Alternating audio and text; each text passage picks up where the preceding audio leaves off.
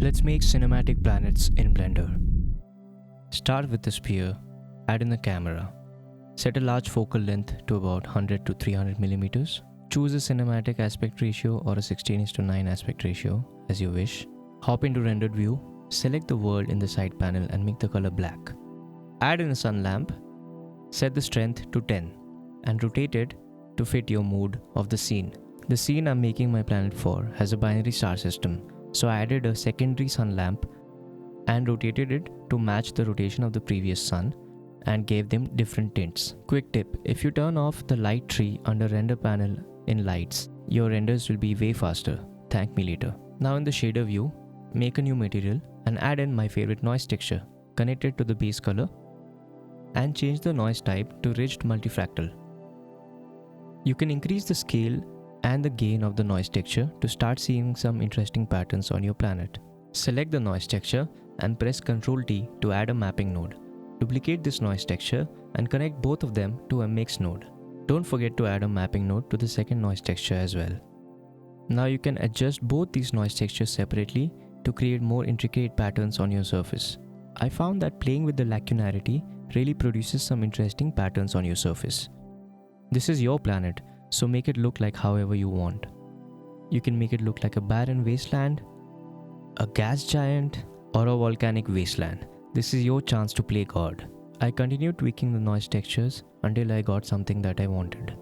You can also increase the scale, roughness, etc. And since it's a procedural shader, you can tweak it to your heart's content.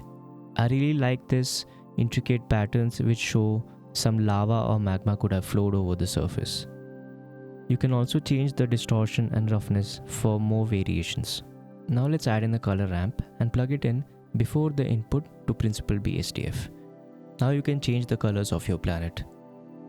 Set as many sliders as you want to create different shades, and of course you can continue tweaking the noise texture because the colors and the noise patterns create some really interesting results. Now change the noise type to 4D. That gives you a W value. You can change the value. It's basically a seed slider and you can get different iterations in the same settings of your noise texture. Without changing the scale, roughness, you can just get different iterations of the noise texture. I added in one more color into my planet for some more variation. You can do whatever you like. You can add a hue saturation node to further tweak the colors before they go into the Principled BSDF. Now add in a mix shader and an RGB node. Plug the output from the hue saturation into A and the RGB node into B. This is how we'll create an atmospheric haze. Set the RGB color to orange or yellow according to your atmosphere. Now add a layer weight node, a math node, and set it to divide. You can connect the Fresnel or the facing outputs to the value of the divide node and connect its output to the mix node. Set your haze color in the RGB node. Now you can increase the blend of your layer weight node to control the fall off of the atmospheric haze. Let's also add in a color ramp after the layer weight to further dial it in. Adjust the position of the sliders, value, saturation, etc. to control your fall off. And by this time, if you're not already in cycles, switch from EV. Now let's give some more detail to the surface. Add in a bump node and plug our mixed noise texture into the height and plug its output into the normal of the Principled BSDF. You can adjust the strength to control the surface detail.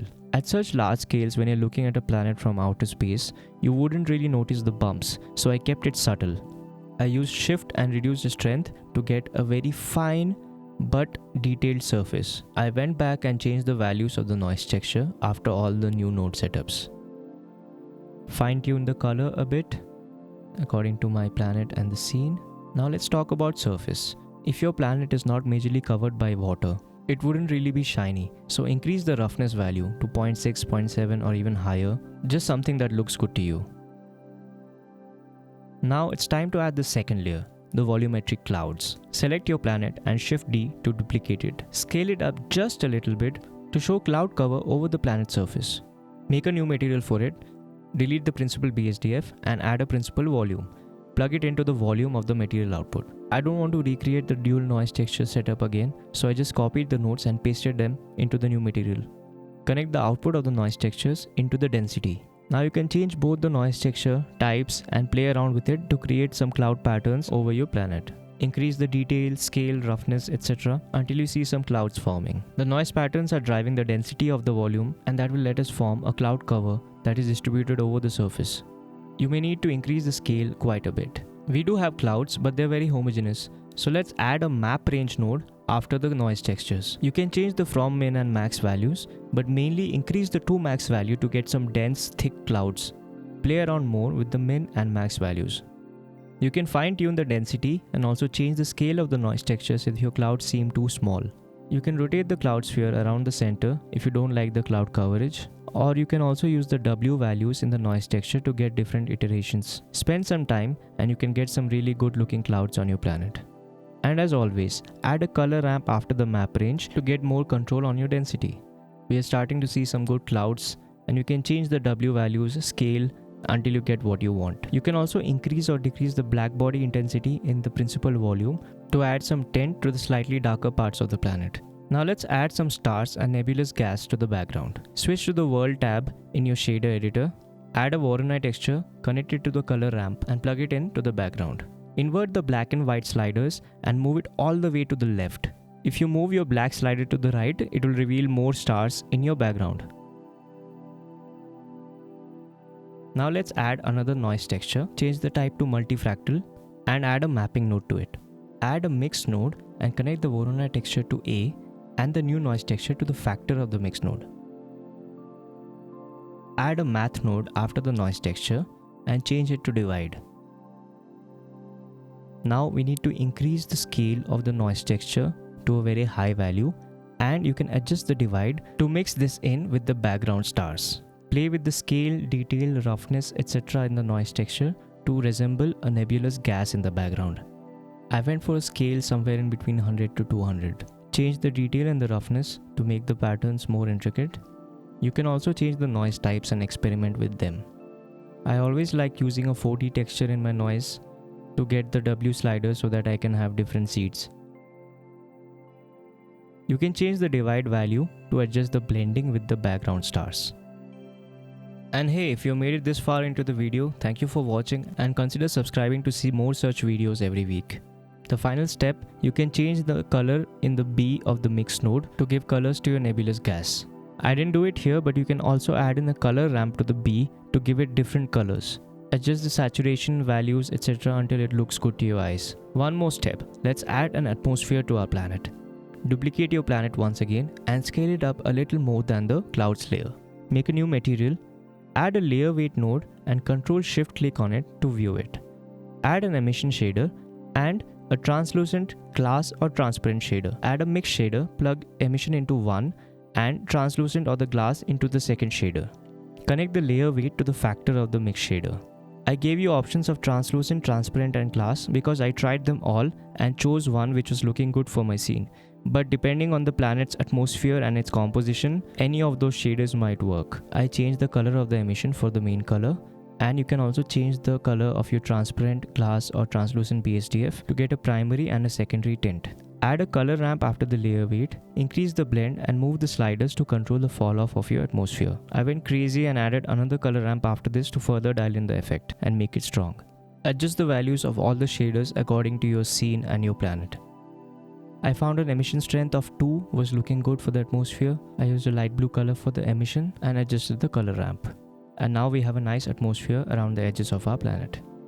You can also use the Fresnel or the facing outputs in the layer weight. Both of them have different but interesting effects. I chose the facing output later because it gives more of a softer and natural fall off. I switched multiple times between the transparent, translucent and the glass shaders and ultimately came back to transparent. You can go with whatever you like. After a lot more tweaking, I was finally happy with the atmosphere and I kicked out a test render to just see it. I was quite happy with how it was looking at this point. You can even go back in if you want to change anything. Scale the atmosphere up or down if you wish, for example. It's time for the final step. Render a full image and move over to compositing. Mainly because we wouldn't get such a clear image from a camera, we need to add some lens effects, distortion, etc. to make it look prettier. Add in a viewer to see your image. Then I added a glare node and set it to fog glow.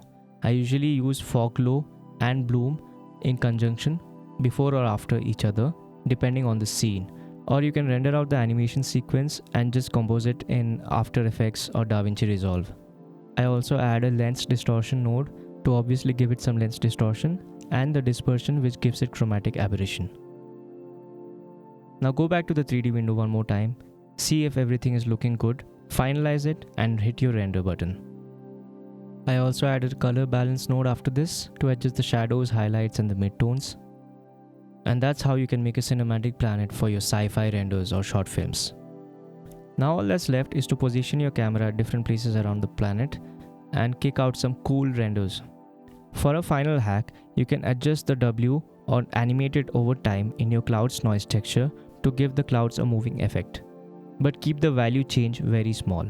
The atmosphere that we made gives a nice glow to the darker parts of the planet as well. And overall, I think this setup can give out some good sci-fi renders of planets. Share your renders with me, I would love to see them. You can follow me on Instagram, Facebook, X, or just subscribe on YouTube. I'll catch up with you guys next week.